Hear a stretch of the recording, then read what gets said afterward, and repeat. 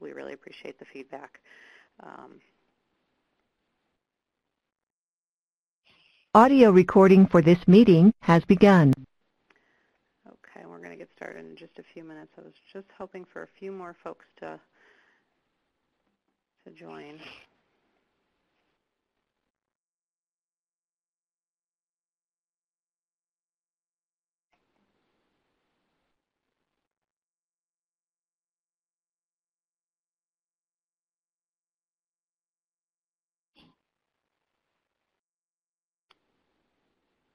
Okay. Also, as a reminder, I'll post the web page. I will have a recording of today's webinar, both the audio and the live recording on our web page, and I'll post the web page in a minute in the chat box for you. Feel free to take advantage of that if you want, or send it along. I don't want to cut John short on time, so I will get started here. We are lucky enough today to have Dr. Hintz from the University of Massachusetts at Amherst with us again today. The focus of today's webinar is implementing an RtI model. We will also have one more session before the break, and that is next Monday, December 16th at 4 p.m., and the topic is progress monitoring within an RtI framework. Registration information is on our webpage as well, and I'll put the webpage in the chat in a minute. So at this point, I'll turn it over to Dr. Hintz. Thank you so much. Right. Thank you. Molly, I assume you can hear me. I see my number still under participants, so I don't know if you send me a quick message to make sure that you can hear me. Yeah, I can hear you fine.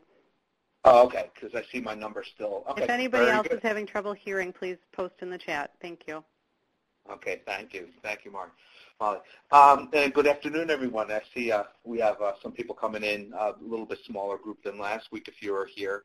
As Molly noted, my name is John Hintz, and I'm currently a professor and the director of the school psychology program at the University of Massachusetts at Amherst. And I've been involved with RtI in a number of different respects, beginning some years ago, and the original curriculum-based measurement work that was done, particularly in the area of reading. And then since the passage of PL 9414, or now I'm dating myself, the reauthorization of IDEIA in 2004, I've been more involved in the RtI effort through my work in CBM. As the first slide indicates there, for a number of years, I was part of a working group. It was a federally funded center through the U.S. Department of Education. It was the National Center on Response to Intervention. You can see our website down there. It's www.rtiforsuccess.org. As I mentioned last week, that center is no longer in existence. It was a 5-year center, and our funding went away after 5 years. We're currently the National Center for Intensive Interventions. It's mostly the same folks. And you can access their website. And I'll make some references to some of the tools that are available up on that website today. But their website is, and I'll put it in right down here, www.intensiveinterventions.org. Let me just check on that if it's intensive interventions or, good thing I checked. Intervention.org.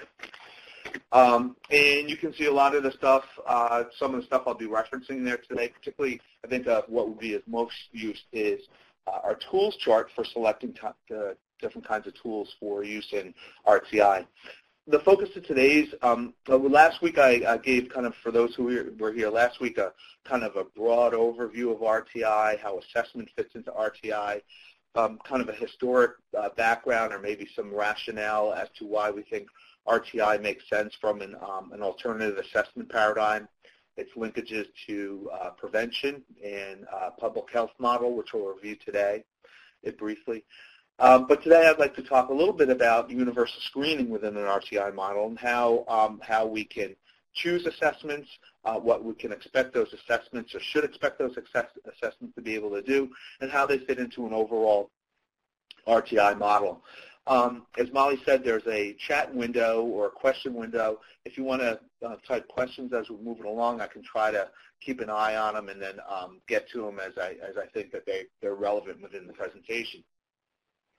Last week, I used a quick illustration for what I think RTI, a good way to think about RTI, and I'll use it again today for those of you who have seen it.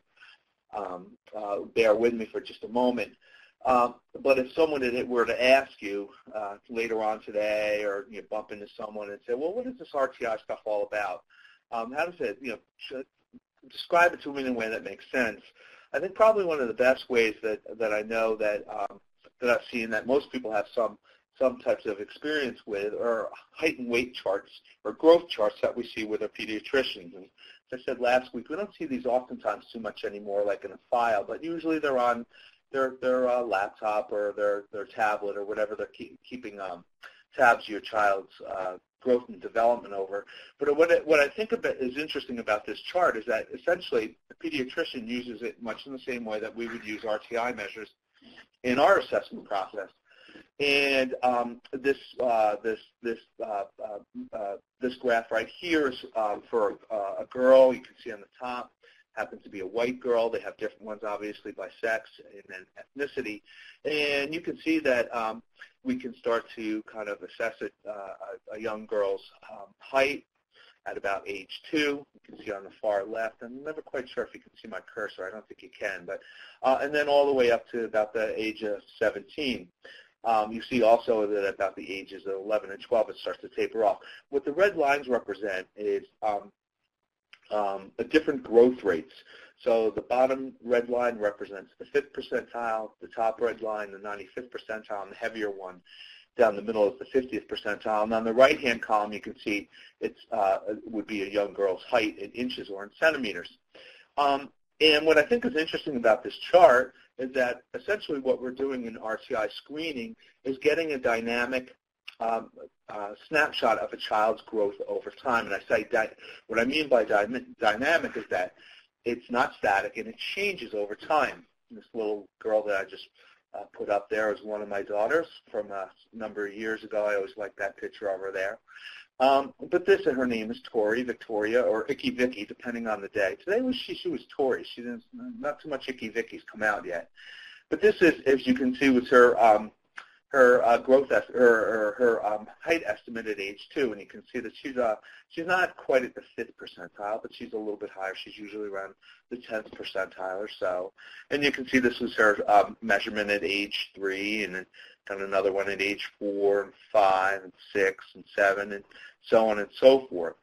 And if I was to peek in the pediatrician's folder, I would see something that looked like this. Now, what's interesting about this illustration is that two things. One is her percentiles remain relatively the same. She's probably somewhere around the 12th to 15th percentile, somewhere around there, or hovering around the 10th. So let's use the 10th.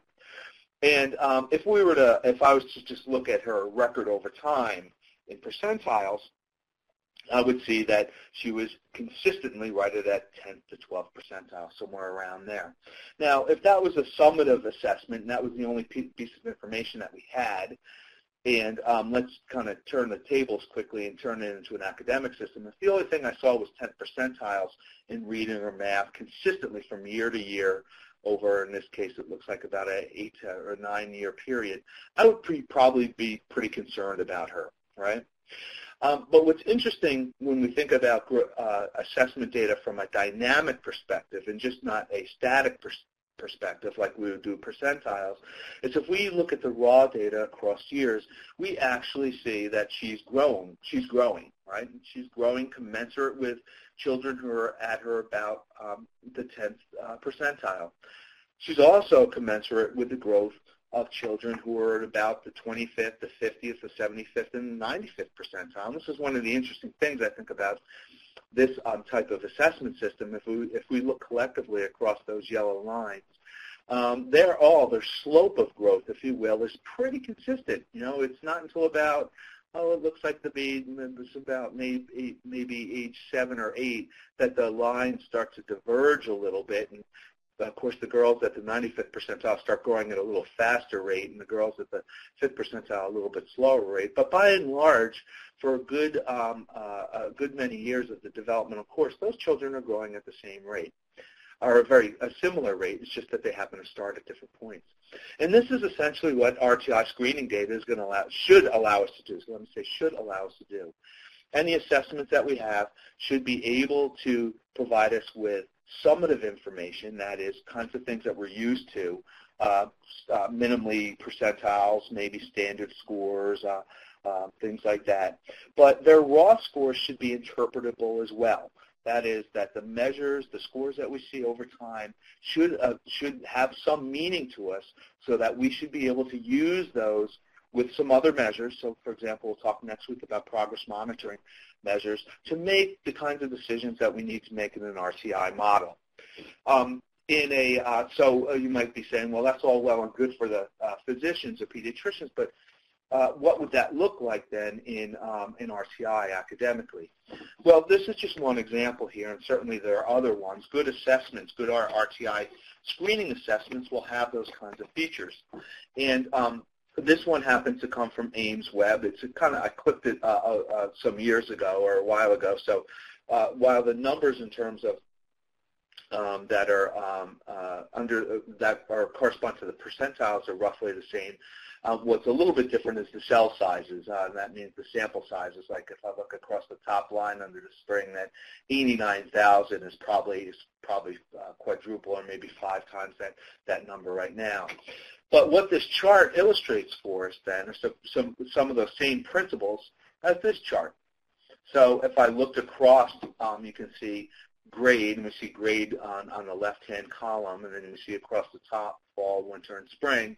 I can see that during the fall of any given year in any given grade, I should be able to approximate what children at roughly what corresponds to those red lines on the previous graph showed. So, for example, if I look at third grade students, I could tell you that average third graders, which would be represented by the 50th percentile, would be reading about, well, as I move those across, would be reading somewhere around, that got shifted down a little bit, around 78 words correct per minute. If I move back, let me do it this way. If I followed those same third graders up to the winter, you would say that while they're still at the 50th percentile, they're now reading about 98 words correct per minute. So we see about a growth of about 20 words correct per minute in between those two benchmark assessments. Typically, the benchmark assessments are separated by about 9 or 10 weeks, which would be roughly about 2 words correct per minute per week growth. And then if I move them up here as well, you can see that those same students in the spring are now reading about 112 words correct per minute, and for a growth, again, of about 14 words correct per minute. The other thing, too, is if you can see, if I move this backwards, as you can see that there's a steady increase as I move up the percentile. So students in third grade who are at the 10th percentile are reading about 30 words correct per minute. Students at the 25th, about 50 words correct per minute. And then you can see as we move on up, 78 words correct per minute, 105, and 133. Another thing I think is interesting, too, if we look at those 10th percentile students, and if we move from the fall where they're reading 30 words correct per minute to the spring, the winter where it's 42 words correct per minute, that represents a growth of about 12 words correct per minute between those two baseline assessments, whereas we had just looked and we saw that the 50th percentile students or average students grow about 20 words correct per minute. You can see that the difference between the 20 words correct per minute and the 12 words correct per minute is fairly sizable at this rate. And even if we moved up further, we would see that that kind of discrepancy is still there. It moves to 11 words correct per minute, where the 50th percentile students are reading at about, or increasing about 14 words correct per minute. And that really, I think, is a good example of what Keith Standovich was talking about when he referenced the Matthew effect in reading, and that is borrowed from the biblical passage, is that the rich get richer and the poor get poorer. In this case, is the students who are struggling continue to struggle throughout their years and as they move through the grades, while those students who are doing well or even exceeding are growing at an exceeding rate, and that gap gets bigger and bigger. And as you can see, it occurs very early on in a child. If we looked up and down this chart, it occurs very early on in a child's development. And is one of the reasons that we had spoke last week. If students first come to our attention when they're between the ages or grades of 3rd and 4th, and that's the first time we try to intervene with them because perhaps another model like a discrepancy model, it's the first time we're kind of allowed to do that. It's at a point where that gap has been growing now for a couple of years, and unfortunately it's somewhat hard to retract at that time.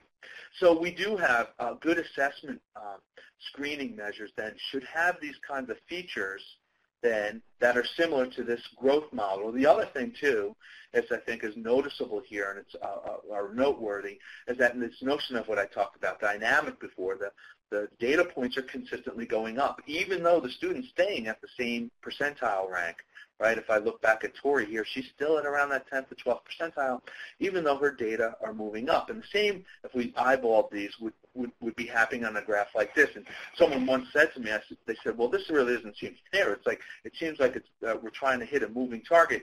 And in fact, that's the challenge with students who are struggling, is that while we're intervening and we're doing our best to get them back on track, their peers aren't standing still. They're moving as well, and oftentimes moving or growing at a rate that exceeds the current growth rates of students who are struggling. So the challenge with RTI then is developing intensive interventions that not only get them back on a growth rate or trajectory that's similar to their average peers, but one that exceeds the growth rates of their average peers, because it's only at that point in time that we start to see that gap close, or what sometimes we call catch-up. This also, too, on this chart, if I were to look on the far right-hand column, you see a column there called labeled ROI, and that stands for rate of improvement, and that's sometimes what people refer to as slope as well. So if I was to look at, on first grade, I can see that average first graders at the 50th percentile, on average across the whole year, it's aggregated across the whole year now, grow a little bit more than a word a week, about 1.2 words correct per minute per week. Then we can see on up and down that line that typically students will grow at about 2 words or 1.5 words growth per week. So the challenge, as I noted before in an RTI model, is to exceed those growth rates to get children back on track. So hopefully this helps us maybe illustrates a little bit more what we're trying to do in an RTI model. Essentially, an RTI model is our screening model is going to allow us to do two things then. Measure students' growth at various times during the year, which we can see here, and measure it in a way that the raw score units, or in this case the number of words read correctly per minute, or it could be the numbers of problems solved, or the number of letters correct sequences in the spelling test, have meaning in the sense that they're on a continuous scale and they continue to grow over the year.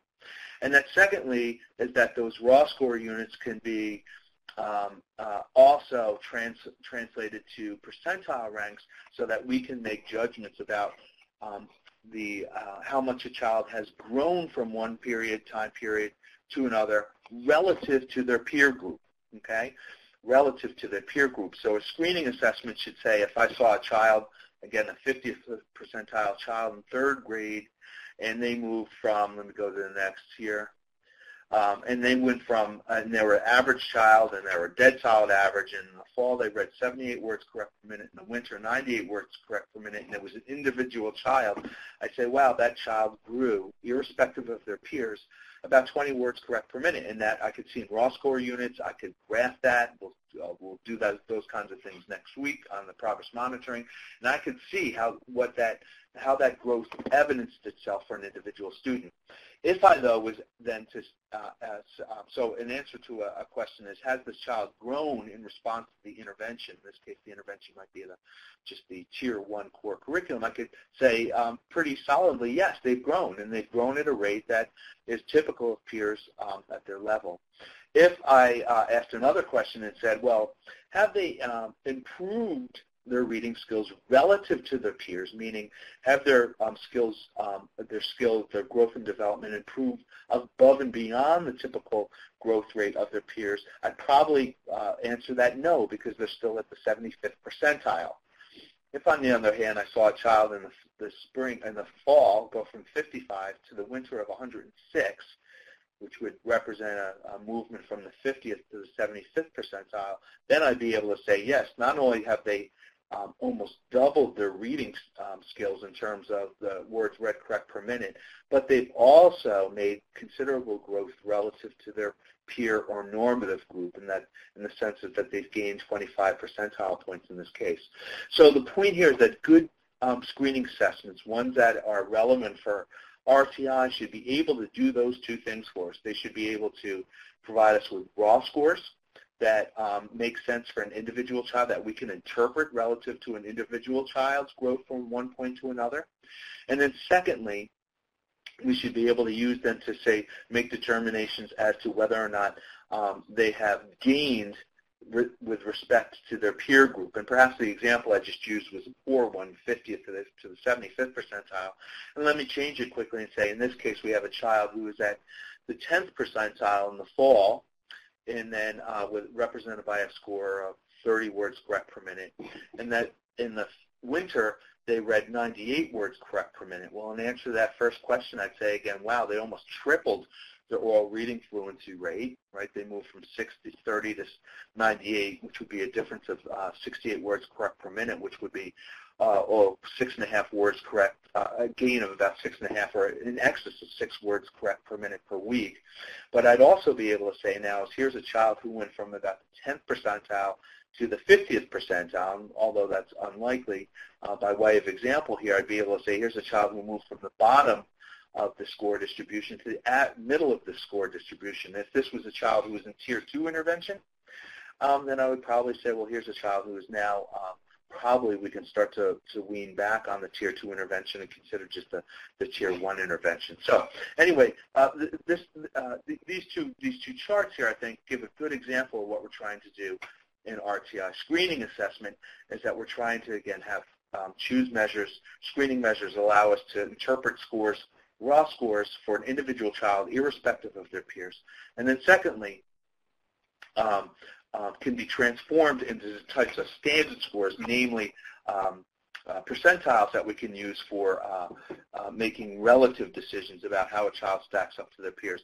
I just split back here because I also want you to know is that for AIMSweb users, you should also know is that for any grade level, this chart just has the 90th, 75th, 50th, 25th, and 10th percentile, is at any grade level, you can go back into the normative table and get the full spectrum of percentile ranks, all the way from the 1st up to the 99th. And it will give you the oral reading fluency scores that are associated with each one of those. So for those districts that I've worked with, and even when I've used AIMSweb in training or with my students, I always like to have those charts printed out and available to me, because then I can have a little bit more precise account of growth from one benchmarking period to the next.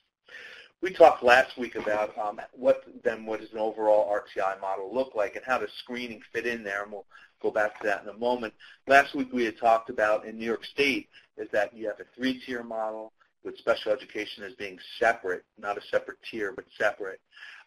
What I would suggest is that there's probably 2 ways of then using RTI screening data or benchmark assessment data for making decisions. We can use either the universal benchmarks themselves that should come with each screening assessment, or the ones that you pick, or a combination of universal benchmarks plus brief progress monitoring. I'll explain what those look like here in just a little bit. I'm going to use AIMSweb as an example, as my primary example, because in my experience, most people are using either AIMSweb or DIBELS, and nowadays more and more users are using AIMSweb. because of the math, spelling, and written language, and also behavioral component that goes along with it. We talked about using commercially available manualized interventions for Tier 2. What this means is that they're not individually derived through some problem-solving method, that there's kind of a one-size-fits-all. We talked a little bit last week by why I suspect that those things work, probably due to increased opportunities to respond, and because they're highlighting those core areas that a lot of students have problems with. Students in Tier 3 then go into problem solving. That's where we do a little bit more individualized interventions. We talked last week about that some of those things actually might look like the interventions, or let me say instructional strategies that go on in special education. We talked about direct instruction, little d, or lowercase d, lowercase I. And as we'll talk next week, we define response to intervention, or in answer to the question, has the intervention worked? Well, we use a combination of slope, or growth over time, and then final status using universal benchmarks. We'll talk about that next week. And then under responders then may go through a comprehensive evaluation to determine the need for special educational services.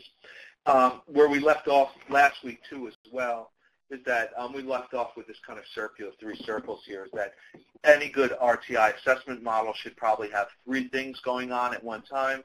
We need assessment systems, we need periodic universal screening, we need frequent continuous progress monitoring. As I noted last week, it's very helpful if the universal screening and progress monitoring measures come from the same suite of measures.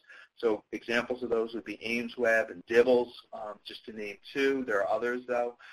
If you use one measure for screening and then another for progress monitoring, as we'll see next week for those of you who come back next week, is when we come to answer the question, has the intervention worked? Well, it's hard to tell because we're comparing apples and oranges. We're comparing one universal benchmark screening assessment and then trying to make sense of it with a second different progress monitoring assessment.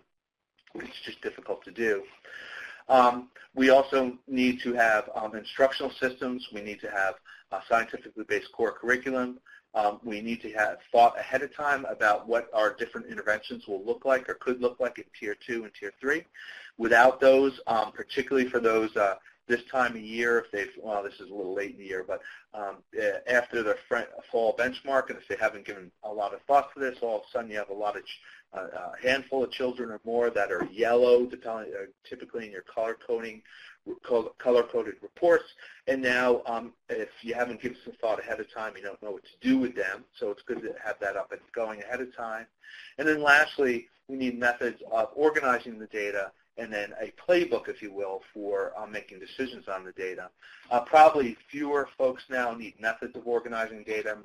We have a lot of computer applications to this, but I can remember as near as 3 or 4 years ago starting to work with districts that hadn't given much thought to this, perhaps maybe downloaded the free Dibbles that are still available or some other types of benchmark assessments and hadn't given thought to how are they going to organize the data to make sense of it. One school I remember in the western part of Massachusetts just had everything in notebooks and just kind of organized the actual probes themselves by grade. So we simply used an Excel spreadsheet to kind of with some macros in there to color code students that, depending on the score, they will get automatically color coded red, yellow, or green. And then lastly is that playbook for making decisions. How do we know who our students are going to be who are at risk? How do we know when we've made how do we know when our interventions have led to the kinds of increases that we'd like to see and the like? We talked about RtI as being a multi-tiered prevention system coming from a public health model. It's based on these notions of primary prevention, secondary prevention, tertiary prevention. Primary prevention being those kinds of things that we use for all children in hopes of staving off new incidences of the problem. So good core curriculum can do that for us, and we'll see some examples a little bit later on of this. Secondary prevention is kind of like our Tier 2 guys, and tertiary prevention is oftentimes probably more like what we'd think about in special education here. When we put that all together, this is where we finished off last week, we have a triangle that oftentimes the data are put into, and this is This triangle is based on some work many years ago by Ed Kameyanewi at University of Oregon and colleagues. Some of the work they were doing in Oregon and California, and what they had found is that in good instructional environments, we can expect that the core curriculum, or should expect that the core curriculum, meets the learning needs of about 80% of the students with no additional support or intervention. We should probably expect that in about 20% of our students that the core curriculum is not meeting their learning needs or not meeting learning needs. About 15% of those, that 20, the core curriculum plus some supplemental intervention is likely enough to get them back on track, or we should expect at any point in time about 15% of students to need more than just the core curriculum. And that would be in addition to the core curriculum, something supplemental. And then about 5 to maybe 7%, depending on which studies you look at, are those students who really require probably substantial and different types of instruction to meet their learning needs. Oftentimes these children might look at, might be the students in special education. I had mentioned last week, in a 4-tier model, one that we train in at the university. The special ed would be at top, and then in between the red and the yellow would be an orange, and that would be our Tier 3 guys. And there's actually a fairly small percentage of folks, because what we've found in our research and evaluation of RtI efforts is about when we catch them at the right time, and that's the key, catching them at the right time, we should expect to be successful with about 3 out of 4, 75% of our Tier 2 children in getting them back into Tier 1 intervention and not hearing from them for some time. That leaves about 1 out of 4 that goes into Tier 3. Actually we've found probably there's a good deal of those, particularly a certain percentage of those, particularly in the area of reading, that might end up in special education. We've had more success in the area of math with Tier 3 intervention.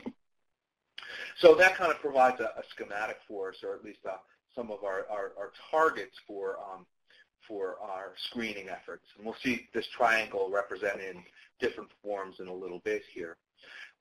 Just trying to organize I got my slides going on a separate computer here too as well. So what are the basics of RtI, just as an organizer here? Well, if I were to go back to those 3 concentric circles, assessment, intervention, and decision making, you should see each one of those circles, or you should expect to see that at each tier of the RtI model is that there is something from each one of those circles operating at any one point in time. So for Tier 1, the instructional system is the scientifically validated core. All right? I know this is today is geared towards screening, but screening, it's hard to talk about screening in the absence of what the instructional system is. We'll see some example here in a little bit, is that basically what the screening system is. I know oftentimes people think of it as evaluating the students, okay, and I guess in some sense it is. Their growth over time, or their growth at any one point in time, and then as we measure them sequentially, like in a benchmark assessment, then we can see them over time. But it's also, in some ways, I believe, evaluating the core curriculum and its ability to meet the learning needs of those students within your system. Okay, and I know that's a slightly different way of thinking about it. So, for example, if we saw, and we'll see some examples later here, some data, aggregated data from screening, where we saw substantially less red or green than we typically expect. Well, one answer to that could be is that, well, it's the students in our system. There's some, they come to us as not having maybe some of the prerequisites. They have other types of risk factors in their profiles that are leading to their challenges with literacy, and that's why we're seeing less green than expected. And I can understand that. But another hypothesis would be is that for those students, given who they are and their risk factors, the core curriculum that's been chosen doesn't interact well with them. Okay, so, or it interacts in a way that doesn't bring about maximal benefit. So I'll use an example of my own children. school that they go to. Here, I live in Connecticut, although I work in Massachusetts. They use a guided reading approach, all right, leveled-based guided reading approach. They don't have basals and the like. And it works for them. It works for students in their schools. They're, well, we're not giving the CNTs this year. We're moving toward the new state assessment. But by and large, when you look at their district data, they're doing very, very well. And that's because that reading approach is probably well matched to the children in the town in which I live. That is, most of the students, as far as I can tell, come to kindergarten and first grade knowing that, have broken the alphabet, understand broken the alphabetic code. They understand those little squiggly things have sound with them, and that actually you can put a bunch of them together to make different sounds, and that the sounds put together can make words, and they come to kindergarten probably with a fairly robust sight word vocabulary. Okay, and when you have that as your sample or as your population within your district, the approach that they use works really well. Contrast that then to perhaps a school district or a town. This is oftentimes the ones that we're asked to come in and work with at the university or through the center that have more risk factors than children in the town that I live. They come to school having not broken the code, perhaps not understanding that those little squiggly things, letters, have sounds associated with them and the like. If we were then to choose a real an approach like they use in my town, it might interact with those students differently so that we would see lower scores. And in fact, then if that was the case and I saw that in the data and I had unlimited resources, paint my blue sky, I might say, well, let's bring in a core reading curriculum that was a little bit more skills emphasized, since this is what these children appear to need. Try it and then evaluate it over time. And that's one of the added bonuses, I think, of RtI screening assessment, is that not only does it paint a picture for students at different times of the year, but if we look at it over a series of years, it in essence can be an evaluation of the kinds of curricular approaches and instructional approaches that we've chosen to use with the students that we have. So it really does a number of different things for us at one time and over time. Under the assessment, you can see here that all students are periodically screened using universal assessment procedures. Those students who, and then there's some decision-making system here. And actually at the screening level, the decision-making is pretty simple. It can be as simple as those students who fall below the benchmark screening, whatever score that is, would be considered to be in need of Tier 2 intervention, right? Now, the trick here is in deciding what that cut score is. Most assessments now in an RtI model that are commercially available will provide you at least some insight into what maybe some of those cut scores can be. So for example, in Ames Web, you can use the default ones if you'd like. You can use ones that are derived from your district. You can use ones that have been aggregated nationally, or you can override the whole system and put your own ones in, right? So there's a number of different ways. The only thing I would do is caution you is that you should choose ones that make sense based on your school district, okay? So for example, if I was to use Ames Web again here, is that if you were in a district, and this happens more frequently than you'd expect, because someone has to set up the system or make some choice at some point in time about which cut scores to use. And if they don't know, they might choose the wrong one. So for example, if you work in a district where your kind of aggregated profile of reading or math or whatever it is that you're dealing with is lower than state or national averages, and if you use the local the benchmarks that are derived from your local sample, meaning the students in your district, you'll probably have, when you see your data, you probably say, wow, we have a lot more green and fewer yellows than what we thought we had, okay? And that would be the case because it's comparing individual student data to the local data. And in that case, you would be correct. You would say, wow, that we have a lot more green. If, though, you toggled between those boxes and now just hit the switch or toggled the box that said the national data norm, you would see you might see a whole bunch of children who were previously green, which would typically indicate not in need of Tier 2 intervention, all of a sudden turn yellow, right? Now they need Tier 2 intervention. Well, what's happened there? Well, what's happened is that the national norm is likely higher than any local norm, and there's probably a bunch of students who, while locally look like they're well within the average range, when you compare them to a national norm, they probably look like they need some assistance. So for districts who are in that kind of situation, I would always suggest using a more national norm, because not that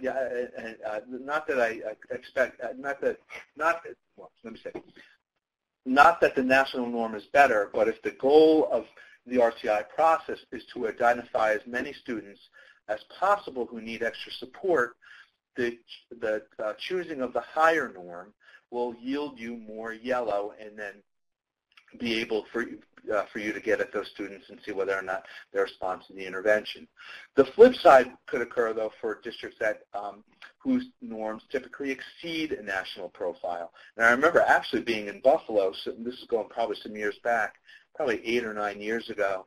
I forget, it was a large workshop, and one of the districts said, but we have so little, the assessment system is not working for us. It yields so little yellow and so little red that it's not identifying. We know we have students, right, that need some support. All norm groups are local, right, and this happened to be a district then who was exceeding the national norms. In those cases, what I would say is use the local norms then, because then it will create that, if you want, that yellow or those Tier 2 students, a pool of Tier 2 students that you can begin to intervene on. Okay, so the choice of the norm group or the benchmark is an important one here. And then, of course, in Ames Web, you can override the whole system. And if you follow your data over time, and you know, kind of have a good sense of where your Tier 2 students are or where they typically are with respect to reading scores and math scores, you can always go in then and set what those benchmarks would be. And then that, again, the data that you'll get configured will be based on those benchmarks that you set.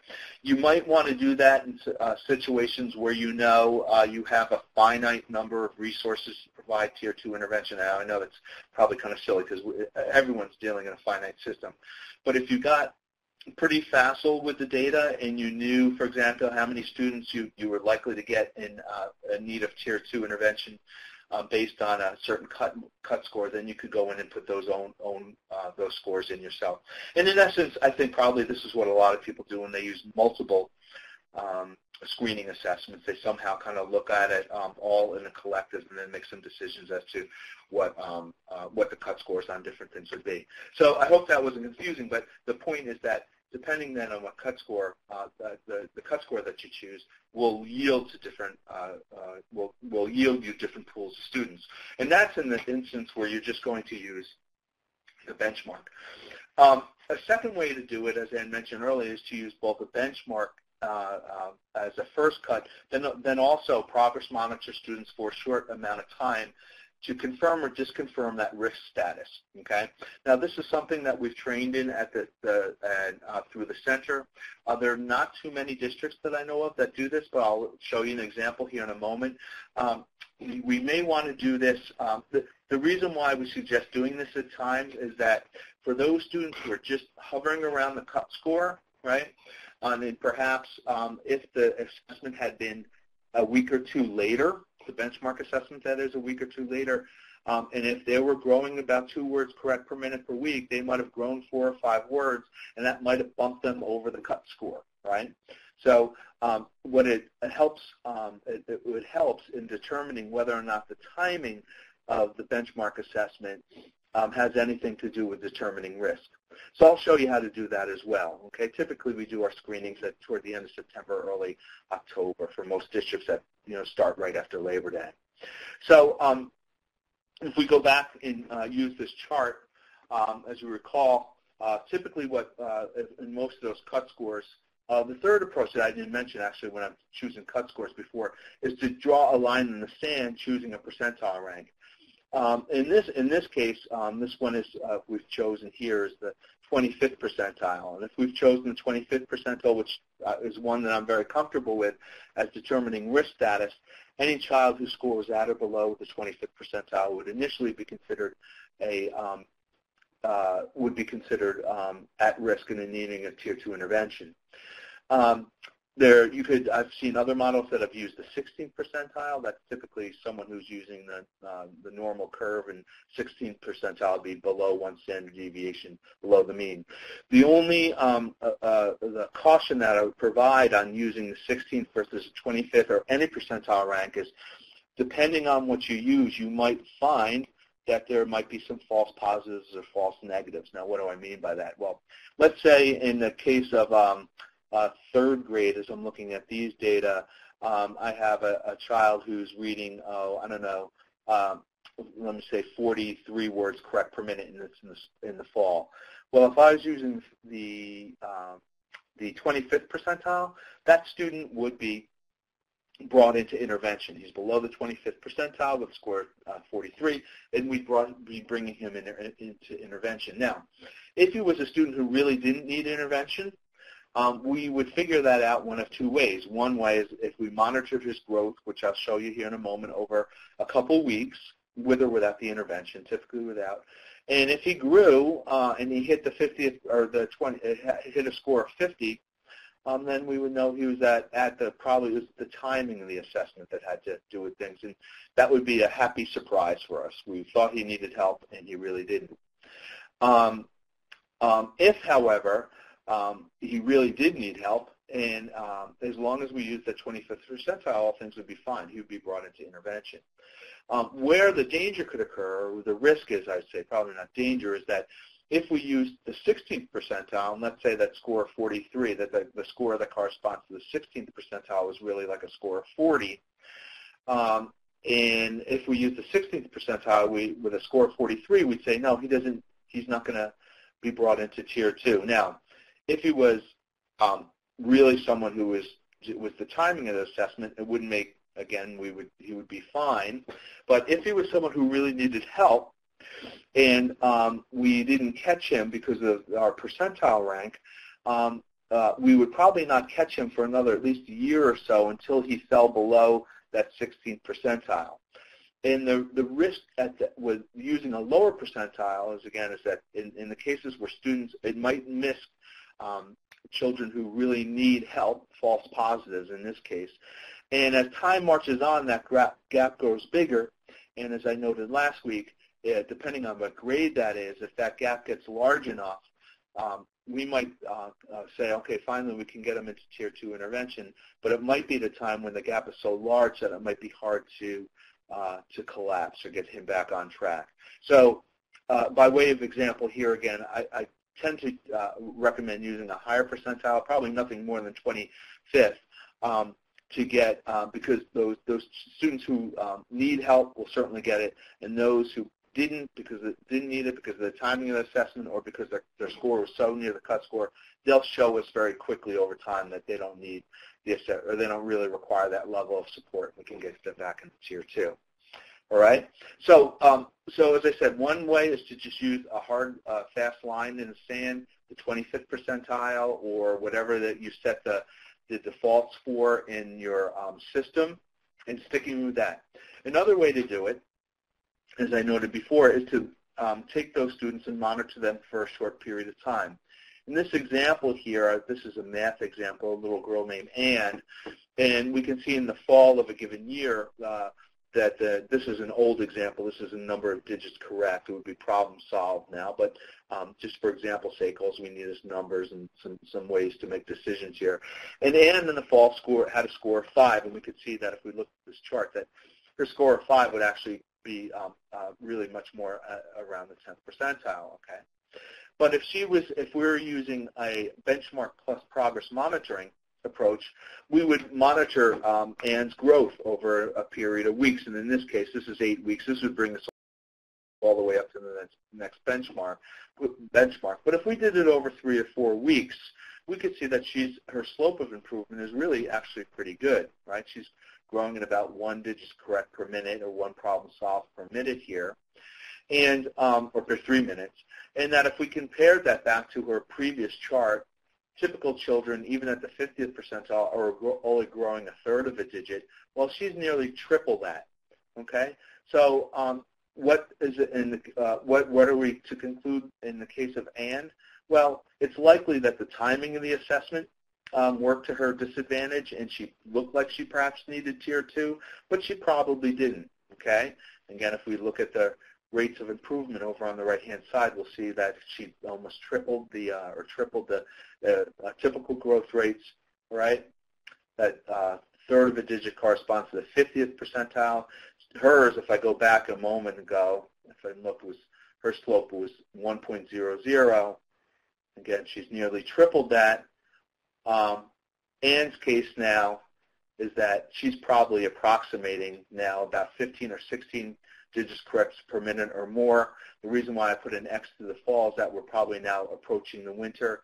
And our probably conclusion with Anne would be is keep an eye on her and to see if she catches up, and it appears that she did. So she probably wouldn't be a student who we consider for Tier 2 intervention in that case.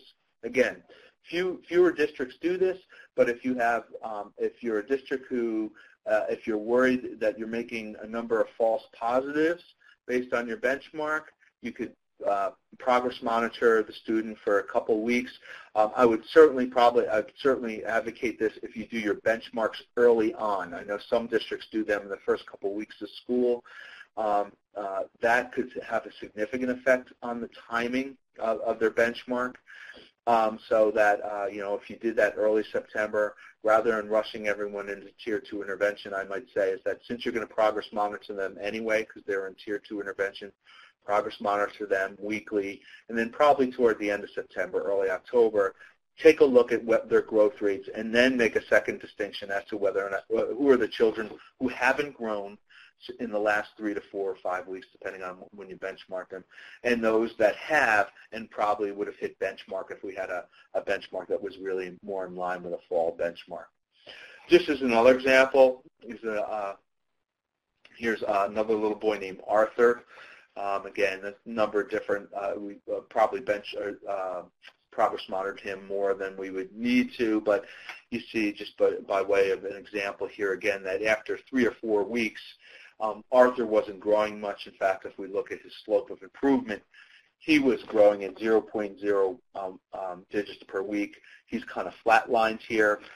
If we compare it as he continues on, he's going to, again, his slope is much lower than what we expect, as you can see on the ROI. We can see now he's moved from the fall to the winter. Arthur's not responding to the core curriculum and should probably move into Tier 2. Okay, so he would be an automatic.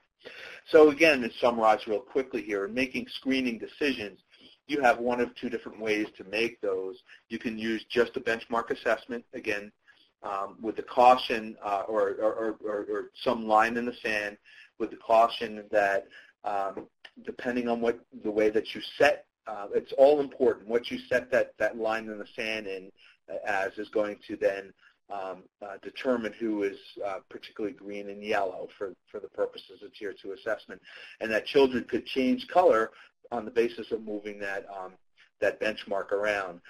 Importantly, you want to choose a benchmark that makes sense for you. So if your district, again, is a little bit lower than the national profile, it probably makes sense to use kind of a national aggregate. If your district's doing better than average, you might be best used in using a more local profile. You could use simply the 25th percentile, using those numbers and filling those in, or using them overriding the defaults.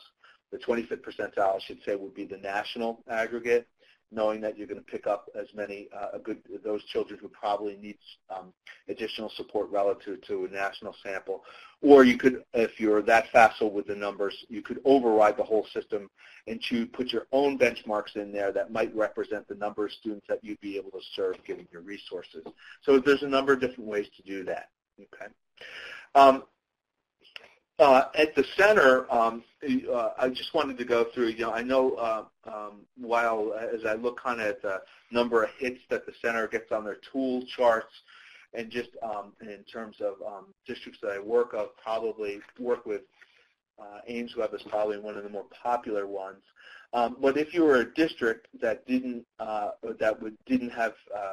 wasn't using Ames Web, or really was in a position where you were trying to choose a screening assessment, the way that the center approached this early on was to evaluate screening instruments along a number of different psychometric properties.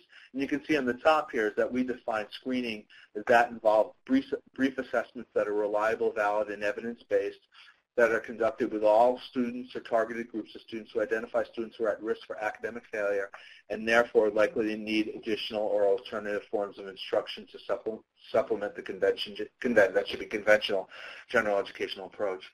I would also say is that for progress monitoring, they have to be at least evidence that we can give them at least monthly. So in the area of screening, it probably makes sense to make sure that whatever we choose has, we'll go through these psychometric properties, but come in enough alternate forms that we can minimally give them at least 3 times a year. Okay, it's probably best practice to go fall, winter, and spring. Some of the behavior screeners that I've seen now, it's more typical to do kind of like a fall and then the spring and leaving out the winter. All right. What we do know is that students make considerable growth, and actually some data patterns are curvilinear, meaning that it's not quite a straight line from fall to winter, winter to spring, is that oftentimes children make more growth, and actually we saw that on the chart that we were playing with before, is that they make more growth in the fall to winter than they do in the winter to spring. Not by too much, but it's enough that it warrants having that winter benchmark in there. So the center evaluated all screening instruments with respect to reliability, and we have different flavors of those, if you will. We have test, retest, alternate form, split half, and internal consistency, validity. And those of you who have taken the test and measurement course will recognize a lot of this, concurrent, predictive. A third way that the center evaluated screening instruments, and this is extremely important, is that with respect to what we call classification or diagnostic accuracy. And I don't expect that this will be familiar to anyone, but these, what we have under there are called sensitivity, specificity, positive predictive power, negative predictive power. You know, I can give you a quick example. Is that I remember many years ago when the DIBELS were first being kind of rolled out, and there's a lot of research going on. I went to a talk by Roland Good at one of the conferences I was at, and it was based on the original the original dissertation work that the DIBELS were derived from. And they had these 33 students that they tracked over time, and they said, well, you see, these 33 students, when we followed them, these guys turned into really good readers, and they kind of had they looked like spaghetti strands to me. And then these guys on the bottom, they struggled, and they struggled over a number of years. And they using those two approaches only, or what we call sensitivity in the case of being those children who did well, and we predicted that with a high level of accuracy, and those students who didn't do well as being specificity.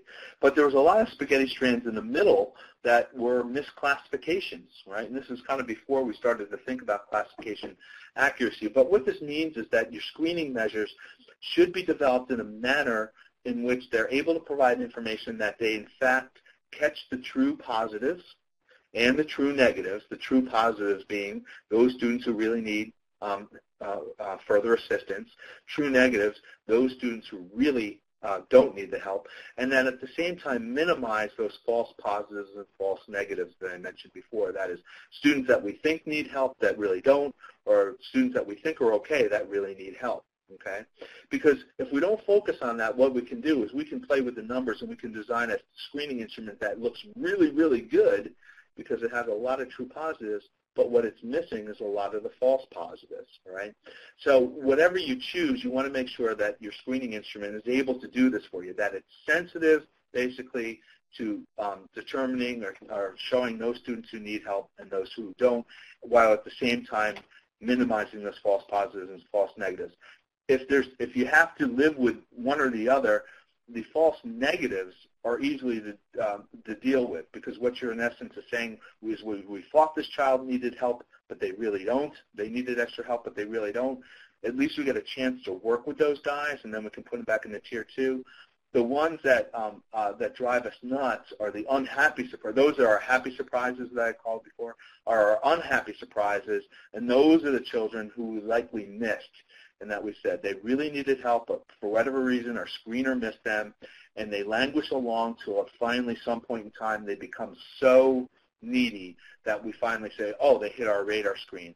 And unfortunately, as I noted last week, based on Connie Jewell's work, unfortunately, once we get to those guys, it can be too late. Okay, so we want to make sure that our screening assessments do these 4 things for us. And then lastly is generalizability. That means that our screening instruments are able to work with a wide variety of children across different situations, and most of them will have those properties now. You should know this is the way that we evaluated ones. We don't expect you to do that work. If you go up to www.RtI for Success, or the more recent tool chart, it's www.intensiveintervention.org. And if you go under the tools, you'll see if you hit that link, you can look at our tool chart, and you'll see basically is that this is the kind of work that the center does for you. And this is just a snapshot, but you can see then if you're in the process of choosing instruments, which ones have, this is the classification accuracy, generalizability, the reliability, validity, and we kind of use this consumer-based or consumer reports-based approach to evaluating instruments. So you can go up there and see all the ones that we've evaluated, that vendors have sent to us to be evaluated, and what the relative merits are with respect to the psychometric properties, and make a choice based on your local situation. So that's a good thing. A lot of that work has been cut out for you and be able to make good decisions. Once you have those, then once we've established those properties, then we can use those screening measures to do the kinds of things that we want. And as I said earlier on, is to get raw scores that we can interpret for students over time, get aggregate scores that we can look at collectively over time to make some determinations about response to Tier 1 and the like. I know I'm coming up near my time here, so we just have a couple more slides. But here are a couple examples that I wanted to show you, too, of ways to do that.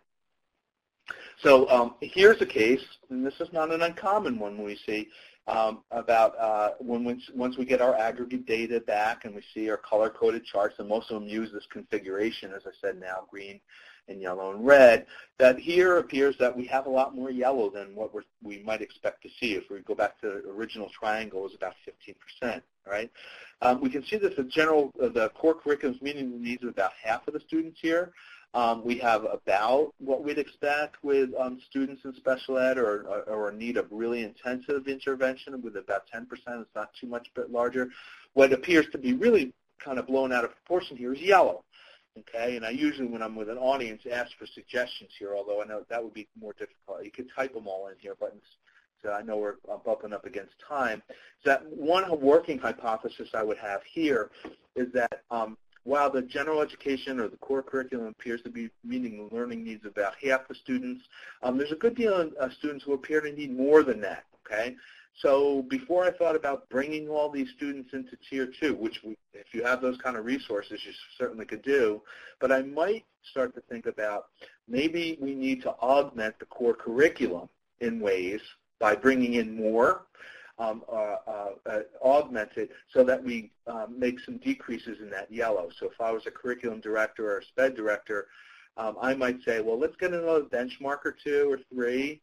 We'll continue on with our Tier 2, our RtI model, maybe only take those students who are most yellow of yellow or going towards the red side and start to bring them into Tier 2. But let's start to bring in additional things into the core curriculum that we might and see if that has some effect. So certainly I've seen districts that, by way of course, have foundations as part of their core curriculum, or I mentioned last week, and Scott Forsman might have sidewalks brought into the core curriculum. So what it means here is that we need to think about the core curriculum, or at least one hypothesis is the core curriculum, and how can we strengthen that to meet the needs of more students. Notice I'm not saying change the core curriculum, although that might be a case after you saw a repeated pattern of this over time. But what I'm saying is probably keep what you have. It seems to be working for some folks, and supplement it with something else. And as I noted, a lot of vendors now are developing those supplemental pieces to the core curriculum, which is a nice thing. Here's another configuration. Again, we see probably only about we see about 50% meeting the learning needs of their general ed, or most of the students. We see the 20% in yellow down, to more typical levels. What we see high, really big here now is that 30%, right? And this is something oftentimes that our districts that we're asked to come in and consult with or work with. We see these kind of patterns early on. And again, there's probably a number of different working hypotheses here again. It might be, one hypothesis might be a mismatch of the core curriculum to the learning needs of the group at large. That kind of is the example I provided earlier on. Maybe these are students in this district have a number of risk factors that are cumulative, and that the core curriculum doesn't really meet those needs of those students. It might be, another working hypothesis might be, if I saw this repeated over years, and it might be the case that I would start to maybe have some questions about what's going on in Tier 2, right?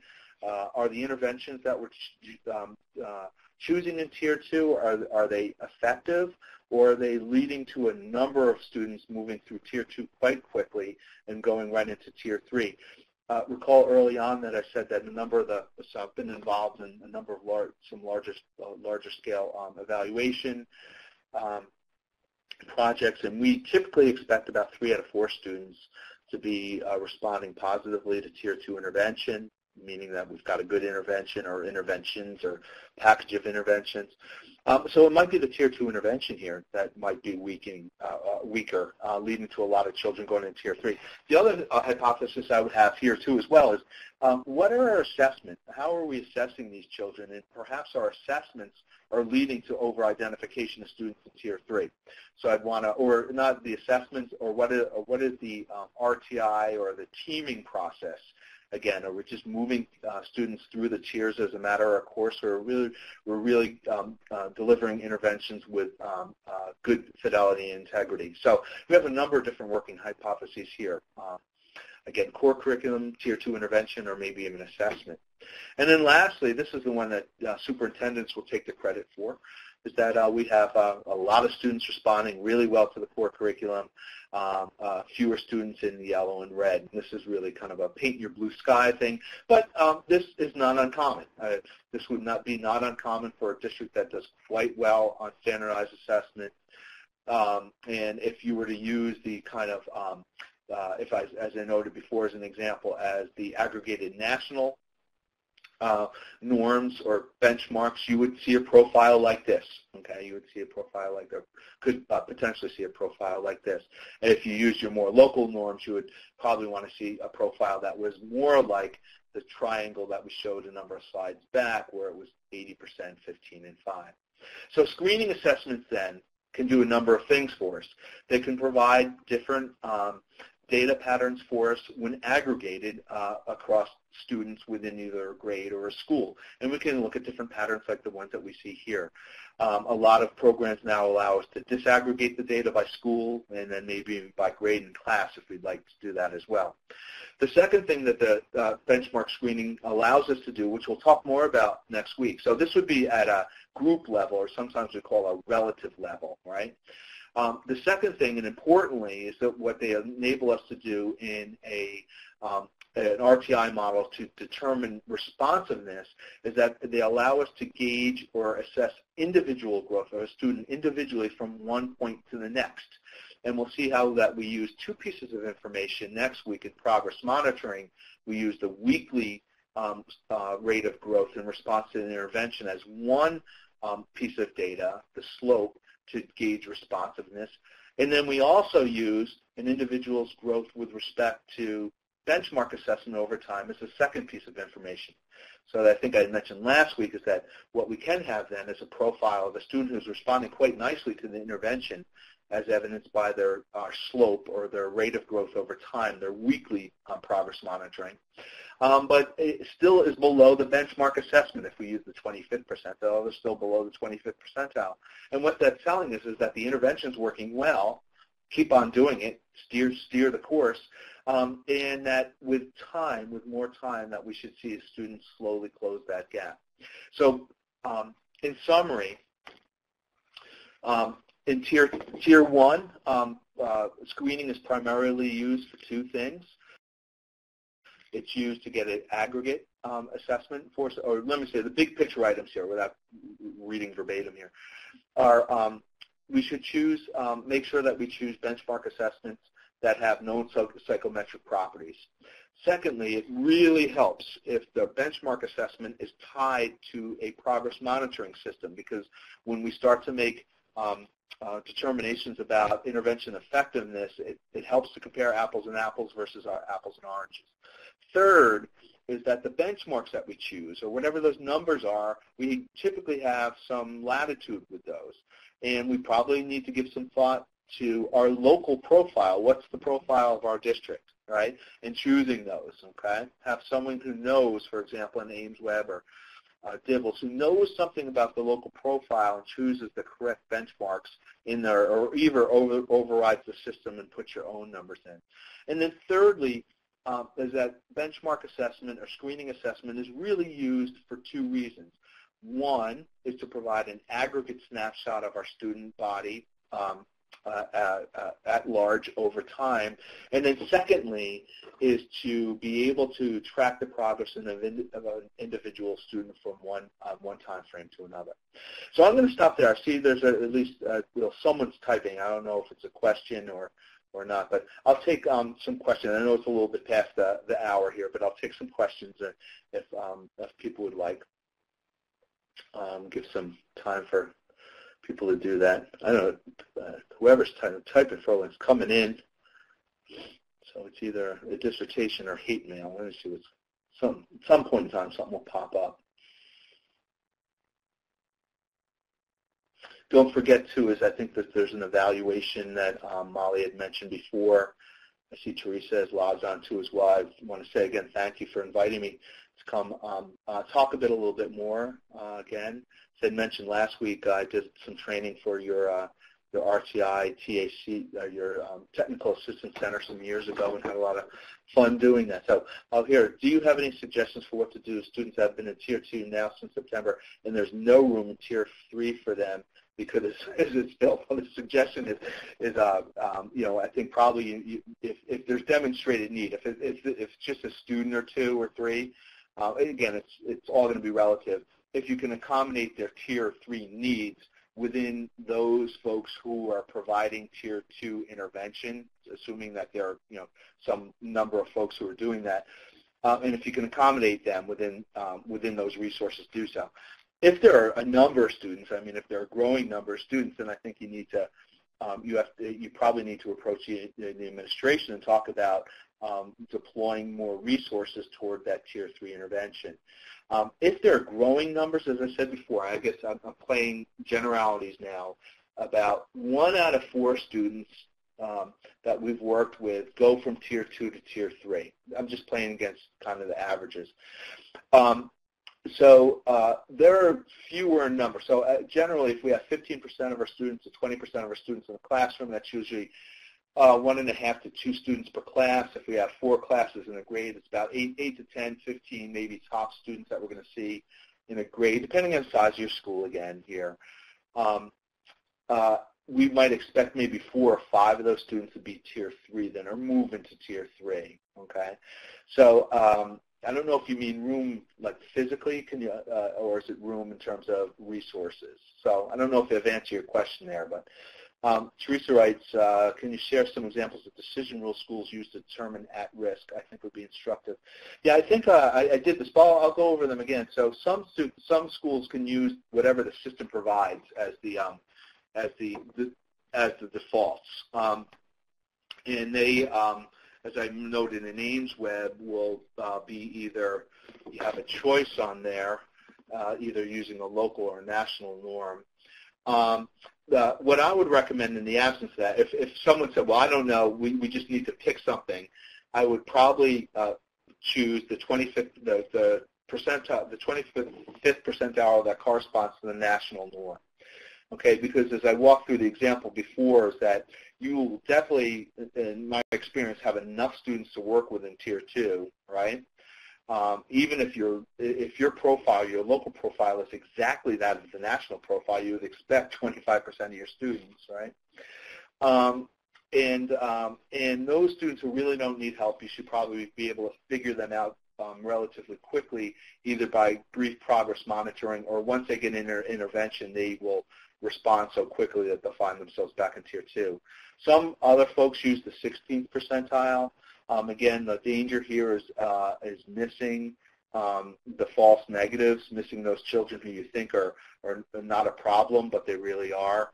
But I think probably using the 25th percentile is probably provides you with that comfort area. I was going to say just something. I lost my train of thought. And then the third, as I said, is if over time you know how many students, and this kind of goes back to Patricia's earlier question, if you know that your resources are finite, then you can work the numbers so that you can anticipate how many students will be in those tiers ahead of time, and then set the cut scores accordingly using that method as well. That takes a little bit more sophistication, but it can be done.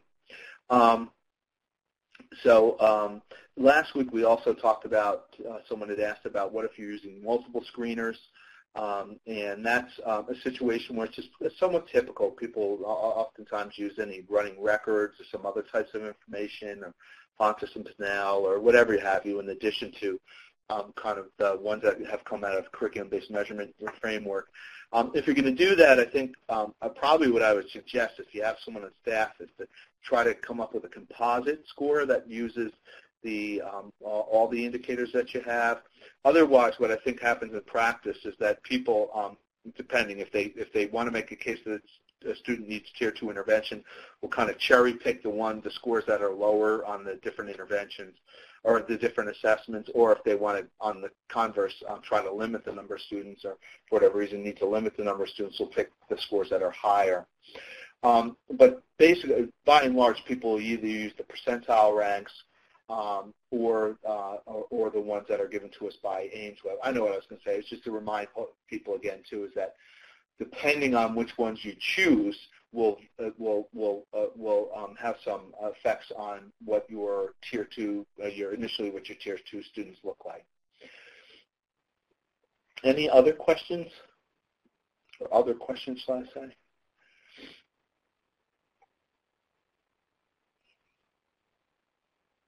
We have another one coming in.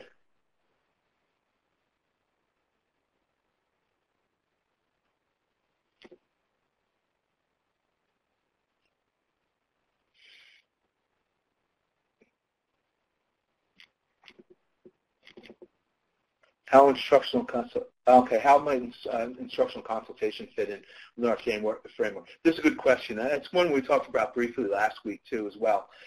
You'll notice in Tier 2, what I've talked about is that there's not much instructional consultation that goes on at all, if much at all. Students who are identified or yellow come into they go into our kind of one-size-fits-all approach. And the reason why we've done that, and then I'll say those students who then move into Tier 3, that's where our problem-solving or instructional consultation kicks in. And the reason why we've come to this, as I noted last week, is that what we found is that in Tier 2, while the process that we go through is called problem-solving, and the end goal of that approach, that model or approach, should be a more individualized intervention for every student who's discussed in Tier 2. What we found is that there was not a lot of individualization that goes on, and that by and large, most of the interventions, there's probably a couple, 2 or 3, that are recommended for all students.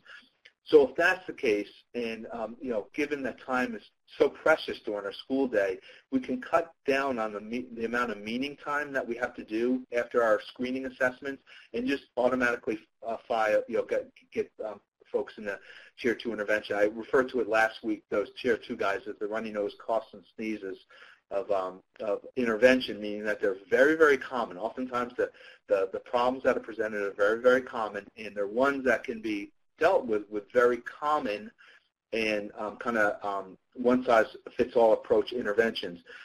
Once we use the consultation models when students go into Tier 3, and that's where we sit down, oftentimes bring in some more diagnostic assessment then as well. Now, bear in mind that the students in Tier 3 have typically come through the Tier 1 and Tier 2. We have some information on them. They aren't students now who are responding to more standardized approaches. Last week, I even think I called the Tier 2 kind of like an educational amoxicillin. It seems to clear everything up. And then that's where we oftentimes bring in more diagnostic assessment. And in the area of reading, we have a number of different kind of tools and things. Actually, one of the things that we use is from, I think, the fourth speaker in this series. We use a number of her her tools that she's recommended. And then we design an intervention through an instructional consultation model that is more individually tailored to that student in Tier 3. And as I noted last week, oftentimes that intervention or instructional intervention looks a lot like something that you might see in a special education classroom. And when I said that, then I was quick to also follow up is that it's not meaning that the child needs special education yet. Okay, it's important to note here is that special education doesn't own any particular instructional techniques. There's no class action suit that's ever said if you need direct instruction, then you can only get that in special education. So oftentimes kinds of things that we derive in Tier 3 are based on that model. Tier 3, as we also noted in the example last week, sometimes is kind of like a trial of a responsiveness to what special education might look like. Some children respond, as we talked about last week, is more oftentimes we see that in math, and they respond quite nicely to Tier 3 interventions. They're smaller in group typically, and now that they're more individually tailored, and then we get them back into Tier 2 and then subsequently Tier 1. In the area of literacy or reading, oftentimes what we will see is that those students respond appropriately or in a manner or nicely to the Tier 3 intervention or the instructional consultation approach, but then when we start to pull that out, they start to fall back again. So it starts to give us insight into maybe that we need to then look for an eligibility determination to legally protect the child's access to those kind of specialized forms of instruction under the auspices of special education. As I said last week, it's a different way of thinking about special education, but in an RtI model, you can stop intervention anytime you want, really. There's no kind of rules against it, but at least in that when we start and we see a child responding real nicely and then we see some pullback when the intervention is starting to be faded, that's usually a hint to us that we might want to move to that next level and protect their access to those kinds of things. Any other questions? That's a good question. I want to say that so our screening, when we get our data from our screening assessments, they're relatively quick. We usually do them by grade level. Doesn't take much time. We put the data up shoot it through an in-focus projector, and we look at it very, very quickly and kind of make our decisions from there.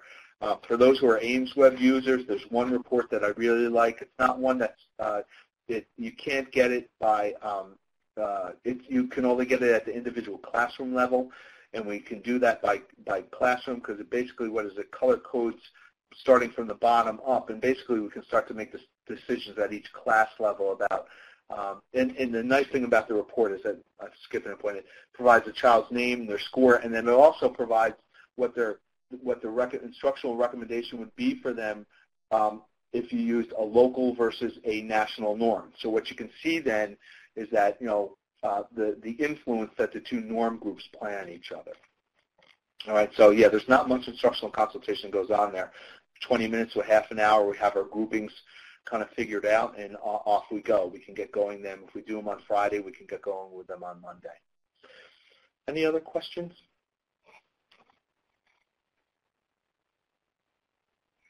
I don't see any typing going on, so I'm gonna probably stop now. I want to thank folks who came in first, logged on today. Oh, we got some. Oh, Molly's typing. Okay. Oh, we got one of the people. Let me see. I think Anastasios is typing again. So we'll take this one, and then. But while we're typing, I want to thank again folks for coming on today, staying after school. Oh, just thank you very much, fantastic. Well, thank you very much too. So, anyone from Lakeland School District here today? I shouted out last week. That's where I went to school. So down in Peekskill, New York. I want to thank Teresa and the TAC, and I will be back again next week at the same time, and we'll take this assessment. We'll just be taking this one step farther and talking about progress monitoring, how we can set goals in a progress monitoring system, and then importantly is how we can use now the benchmark or screening assessment data and progress monitoring assessment data together to determine responsiveness to intervention. All right? So thank you very much, and I hope to see some of you back again next week. Okay? Bye-bye.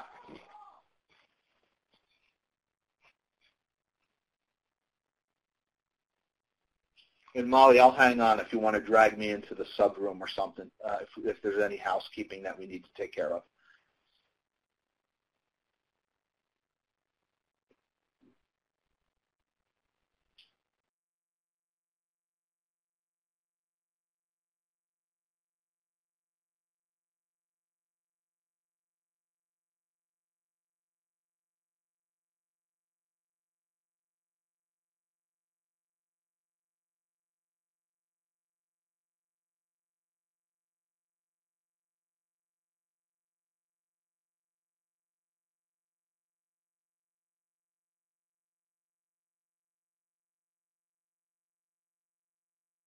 Audio recording for this meeting has ended.